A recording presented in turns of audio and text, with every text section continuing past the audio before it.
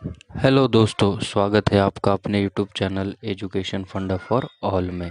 हमने operation research यह series शुरू की है जिसमें हमने एक चैप्टर कंप्लीट किया है जिसका नाम है इंट्रोडक्शन टू ऑपरेशंस रिसर्च, और हमारा दूसरा टॉपिक जो है वो ऑनगोइंग है जिसका नाम है असाइनमेंट मॉडल। अगर आपने यह वीडियोज़ नहीं देखे तो मैं डिस्क्रिप्शन में लिंक पोस्ट कर दूंगा, आप वहाँ से वो वीडियोज़ देख सकते हैं।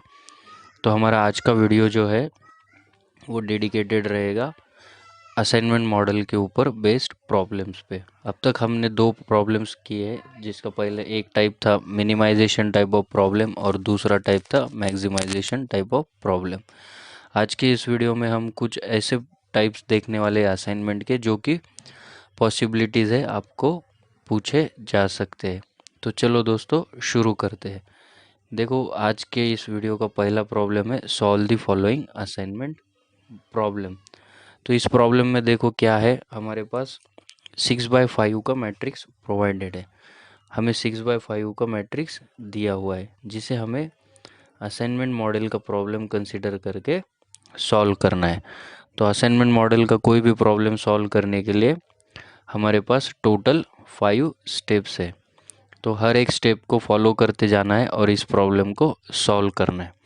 तो देखो, सबसे पहला स्टेप क्या है, identify the type of matrix maximisation और मिनिमाइजेशन। तो पहले स्टेप में हमें आइडेंटिफाई करना होता है कि प्रॉब्लम जो है वो मैक्सिमाइजेशन का है या मिनिमाइजेशन का है। तो इसे आइडेंटिफाई करने के लिए हमारे पास हमको तीन बातें याद रखना है। सबसे पहली बात, अगर प्रॉब्लम स्टेटमेंट में कहीं पे भी टाइम, कॉस्ट या डिस्टेंस ऐसे टर्म्स मेंशन होंगे तो हमारा प्रॉब्लम जो है वो मिनिमाइजेशन टाइप का होता है।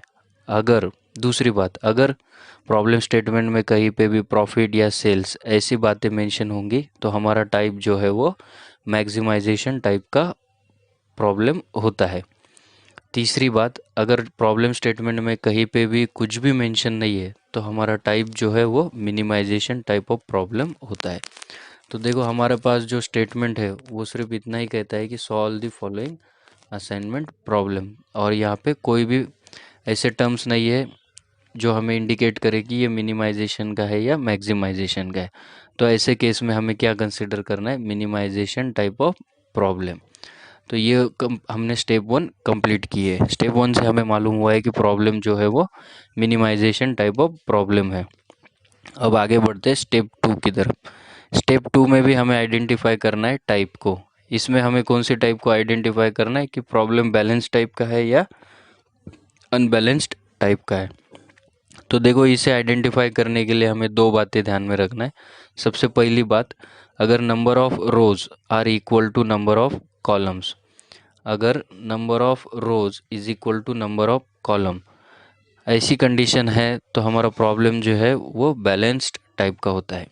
अगर number of rows are not equal to number of column, then हमारा प्रॉब्लम जो है वो अनबैलेंस्ड टाइप का होता है। तो देखो, हमारे केस में क्या है, number of rows are not equal to number of columns. क्यों? क्योंकि हमारे पास 6 कॉलम है और 5 रो है। इसकी वजह से हमारा प्रॉब्लम जो है वो अनबैलेंस्ड टाइप ऑफ प्रॉब्लम है। तो ऐसे केस में हमें अभी असाइनमेंट प्रॉब्लम तो सॉल्व करना है, लेकिन हंगेरियन मेथड क्या कहती है, हंगेरियन मेथड कहती है कि हम अगर प्रॉब्लम बैलेंस्ड होगा तो ही हम हंगेरियन मेथड को यूज़ करके प्रॉब्लम को सॉल्व कर सकते हैं। तो अभी हमें इस प्रॉब्लम को कन्वर्ट करना पड़ेगा बैलेंस्ड टाइप ऑफ प्रॉब्लम में। तो देखो, बैलेंस टाइप ऑफ प्रॉब्लम में कन्वर्ट करने के लिए हमें क्या करना पड़ेगा, ऐड आइदर डमी रो और dummy column which ever is less. तो हमारे पास लेस क्या है, देखो 6 कॉलम्स है और 5 रोज है, मतलब एक रो जो है वो हमारे पास लेस है। तो इसे बैलेंस करने के लिए हमें क्या करना पड़ेगा, एक रो ऐड करनी पड़ेगी। तो हम एक रो को ऐड करते हैं। देखो, हमने यहाँ पे एक रो ऐड कर दिए जो कि डमी रो है। अभी जब भी हम डमी रो या डमी कॉलम ऐड करेंगे तो उसके सारे एलिमेंट्स जो है वो हमेशा ज़ीरो रहेंगे, जैसा कि यहाँ पे हमने ऐड किया है। अभी जब हमने डमी रो ऐड कर दी तो हमारे पास क्या हो गए, 6 रोज हो गए, 6 कॉलम्स हो गए, मतलब हमारा मैट्रिक्स जो है वो 6x6 का हो चुका है। तो हमारा प्रॉब्लम जो है वो अभी बैलेंस टाइप का हुआ है। अभी जब हमारे पास बैलेंस टाइप ऑफ प्रॉब्लम है तो हम इसे सॉल्व कर सकते बाय यूजिंग हंगेरियन मेथड। तो इसे आगे सॉल्व करने के लिए आपको हमारी इस सीरीज़ का मिनिमाइजेशन टाइप ऑफ प्रॉब्लम का वीडियो देखना पड़ेगा। उसे देखने के बाद आप इस प्रॉब्लम को आसानी से सॉल्व कर सकते हो। उस वीडियो की लिंक डिस्क्रिप्शन में मैंने ऑलरेडी प्रोवाइड की है, आप वहां से उस वीडियो को देखिए और उसके बाद इस प्रॉब्लम को सॉल्व कीजिए। तो ये आज की वीडियो का पहला प्रॉब्लम हुआ। अब आगे बढ़ते दूसरे प्रॉब्लम की तरफ। देखो दूसरे प्रॉब्लम का जो स्टेटमेंट है वो क्या कहता है, a company has 4 plants, all can manufacture 4 products A B C and D. मतलब एक कंपनी है जिसके पास 1 2 3 एंड 4 प्लांट्स है और 4 प्रोडक्ट्स है। तो ये चारों प्रोडक्ट्स इन चारों प्लांट्स में से कहीं पे भी मैन्युफैक्चर हो सकते हैं। दूसरा आगे क्या है स्टेटमेंट में, production cost is different for all the plants and revenue is also different. मतलब क्या है, हर एक प्लांट की प्रोडक्शन कॉस्ट एंड जो रेवेन्यू है वो अलग अलग है, ये जाहिर सी बात है। आगे स्टेटमेंट क्या कहता है, formulate the profit matrix and assign products to factories to maximise the profit. देखो यहाँ पे ये एक वर्ड और यहाँ पे एक वर्ड, प्रॉफिट मैट्रिक्स और मैक्सिमाइज द प्रॉफिट। इससे हमारा स्टेप 1 जो है वो क्लियर हो जाता है कि हमारा प्रॉब्लम जो है वो मैक्सिमाइजेशन का है। ठीक है, वो हम आगे देखते हैं, लेकिन यहाँ पे क्लियर हो चुका है। देखो हमारे पास दो मैट्रिक्स है, एक मैट्रिक्स है सेल्स रेवेन्यू का और दूसरा मैट्रिक्स है प्रोडक्शन कॉस्ट का।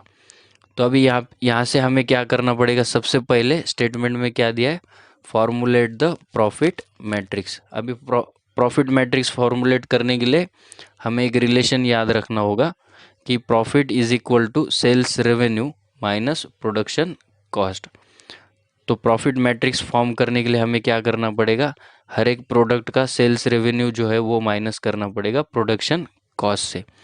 तो देखो सबसे पहले हम लेते हैं ये सेल और ये सेल।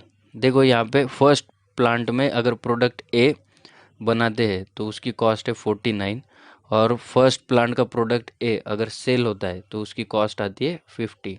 तो हमारा प्रॉफिट क्या बनेगा फिर 1, है ना। तो वो यहाँ पे आ गया।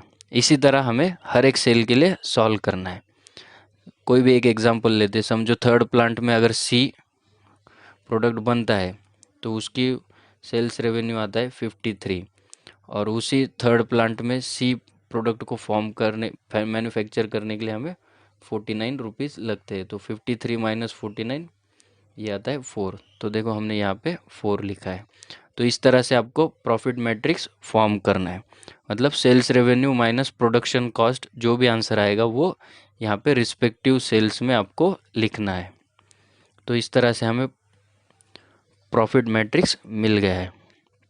अभी प्रॉफिट मैट्रिक्स मिलने के बाद जैसे हमने देखा कि स्टेप 1 हमें आइडेंटिफाई करना होता है कि प्रॉब्लम मैक्सिमाइजेशन का है या मिनिमाइजेशन का है। तो हमारे स्टेटमेंट में क्लियरली दो जगह पे प्रॉफिट मेंशन है और एक जगह पे मैक्सिमाइज द प्रॉफिट मेंशन है। तो इसका मतलब क्या है, हमारा प्रॉब्लम जो है वो मैक्सिमाइजेशन का है। तो यहाँ पे स्टेप 1 जो है वो क्लियर होती है, प्रॉब्लम जो है वो मैक्सिमाइजेशन का है। स्टेप 2 में हम क्या करते हैं, आइडेंटिफाई बैलेंस्ड है या अनबैलेंस्ड है। तो number of rose and number of columns अगर इक्वल होंगे तो बैलेंस्ड है, अगर नहीं है तो अनबैलेंस्ड है। तो देखो यहाँ पे 4 रोज है और 4 कॉलम्स है, तो हमारा प्रॉब्लम जो है वो बैलेंस्ड टाइप का है। तो इस स्टेप के बाद आगे आपको किस तरह से सॉल्व करना है, तो उसे सॉल्व करने के लिए आपको हमारा मिनिमाइजेशन टाइप ऑफ प्रॉब्लम का वीडियो देखना पड़ेगा। उसकी भी लिंक मैंने डिस्क्रिप्शन में प्रोवाइड की है, आप वहाँ से उस वीडियो को देखिए और उसके बाद फिर इस प्रॉब्लम को सॉल्व कीजिए। सॉरी, मैक्सिमाइजेशन टाइप का वीडियो आपको देखना पड़ेगा, मिनिमाइजेशन का नहीं। ये मैक्सिमाइजेशन का प्रॉब्लम है। तो आप, मैं डिस्क्रिप्शन में वो लिंक दे दूँगा, तो आप वहाँ से उस वीडियो को देखिए और फिर आगे इस प्रॉब्लम को सॉल्व कीजिए। ये हो गया दूसरा प्रॉब्लम। अब आगे बढ़ते तीसरे प्रॉब्लम की तरफ।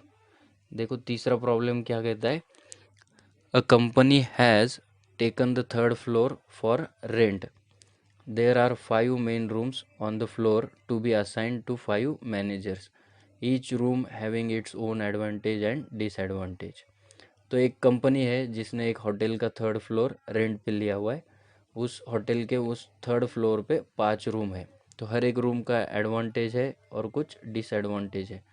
तो जो पांचों मैनेजर है, each of the managers were asked to rank their rank preference from room number 301 to 305। तो मतलब पांचों मैनेजर से पूछा गया है कि आपको प्रेफरेंस देना है कि आपको कौन से रूम्स में स्टे करना है।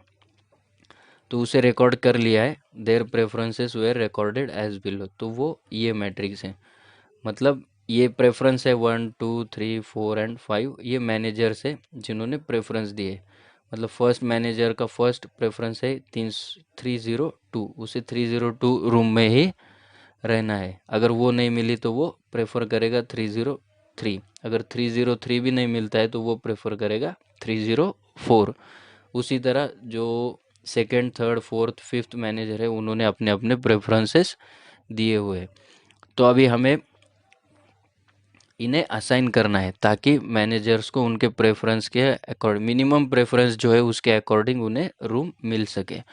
तो अभी आगे स्टेटमेंट क्या कहता है, most of the managers did not list all the 5 rooms since they were not satisfied. इसका मतलब क्या है, जो फर्स्ट मैनेजर है उसने यहाँ पे कोई भी प्रेफरेंस नहीं दिया हुआ है, मतलब यहाँ पे उसको इन तीनों रूम में से ही कोई एक रूम चाहिए।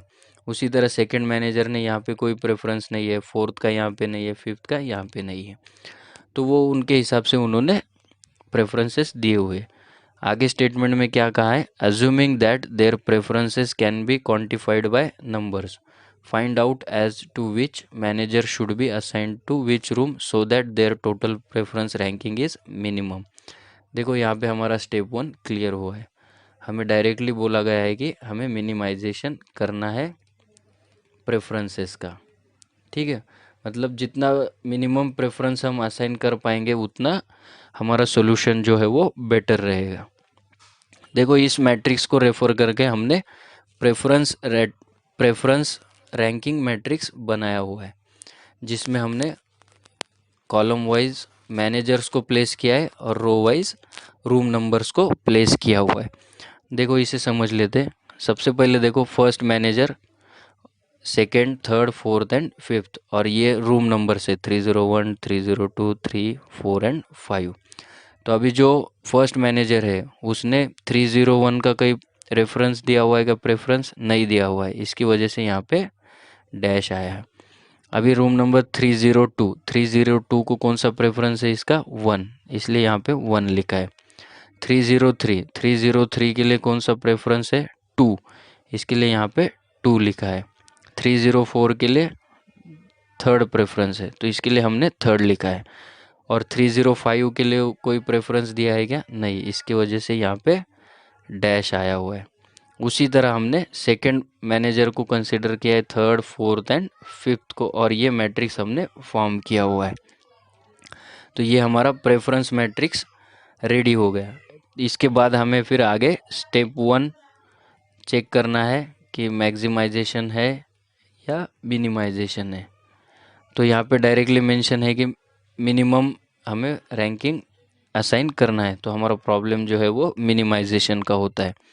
और स्टेप टू में क्या है, बैलेंस्ड है या अनबैलेंस्ड है। तो देखो अगर rows are equal to column then problem is balance type, और अगर rows are not equal to column then unbalance type. तो हमारे पास 5 रो है और 5 कॉलम है, इसका मतलब हमारा प्रॉब्लम जो है वो बैलेंस्ड टाइप का है। तो हमारे 2 स्टेप क्लियर होते हैं। इसे आगे अगर सॉल्व करना है तो हमें मिनिमाइजेशन टाइप ऑफ प्रॉब्लम से सॉल्व करना है। इसे आगे सॉल्व करने के लिए आपको हमारा जो प्रीवियस वीडियो है जो कि मिनिमाइजेशन टाइप ऑफ प्रॉब्लम के ऊपर बेस्ड है, आपको उसे देखना है और फिर आगे इस प्रॉब्लम को सॉल्व करना है। उसकी लिंक मैंने डिस्क्रिप्शन में प्रोवाइड किया, आप वहाँ से उस वीडियो को देखिए और फिर आगे इस प्रॉब्लम को सॉल्व कीजिए। तो ये थे कुछ डिफरेंट वैरायटीज़ जो कि असाइनमेंट मॉडल से रिलेटेड थी। बेसिक टाइप तो हमारे दो ही टाइप ऑफ प्रॉब्लम्स आ सकते हैं, मैक्सिमाइजेशन या मिनिमाइजेशन। थोड़े से चेंजेस हो गए, जैसे कि हमने देखा एक जगह पे अनबैलेंस टाइप ऑफ मैट्रिक्स था, फिर हमने उसे बैलेंस टाइप ऑफ मैट्रिक्स करके सॉल्व किया।